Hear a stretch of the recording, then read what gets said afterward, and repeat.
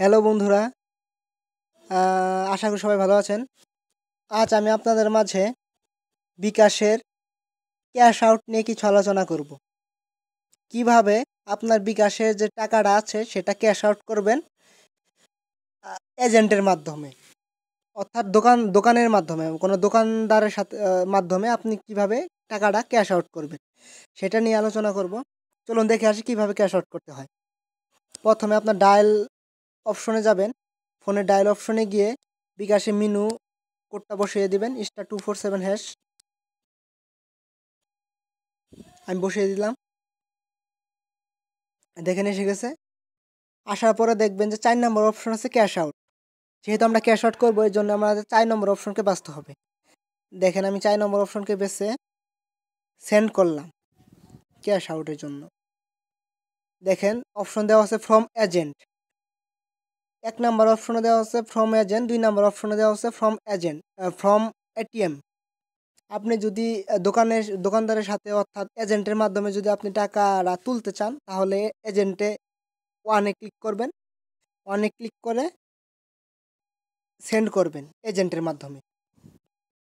Inter agent বিকাশ account number, যার মাধ্যমে আপনি টাকাটা তুলতে চাচ্ছেন, অর্থাৎ এজেন্টের বিকাশ অ্যাকাউন্ট নাম্বারটা যেটা আছে সেটা তার কাছে শুনে বা দেওয়া থাকে, সেই এজেন্টের অ্যাকাউন্ট নাম্বারটা আপনি এখানে দিয়ে দিবেন। ধরুন আমি তার এজেন্ট অ্যাকাউন্ট নাম্বারটা দিয়ে দিলাম। এই এজেন্ট অ্যাকাউন্ট নাম্বারটা আমি দিয়ে দিলাম, দিয়ে সেন্ড করলাম। এটা হলো এজেন্টের অ্যাকাউন্ট নাম্বার।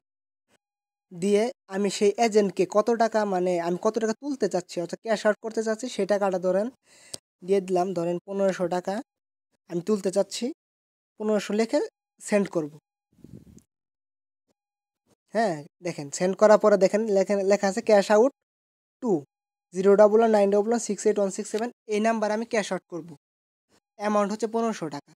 তারপরে আপনার বিকাশের যে পাসওয়ার্ডটা আছে, মানে মিনুর পাসওয়ার্ডটা আছে, সেই পাসওয়ার্ডটা আপনি বসিয়ে যাবেন। ধরেন আমি বসিয়ে দিলাম, বসানোর পরে সেন্ড করে দিবেন। এই পাসওয়ার্ড বসানোর পরে সেন্ড করলেই তার অ্যাকাউন্টে টাকাটা চলে যাবে। সে আপনাকে ক্যাশ মানে নগদ ক্যাশটা আপনাকে দিয়ে দেবে সে। এই আপনার বিকাশের পাসওয়ার্ডটা দেওয়ার পরেই যদি সেন্ড করে দেন, তাহলে তার অ্যাকাউন্টে চলে যাবে, সেই টাকাটা আপনি তুলতে পারবেন।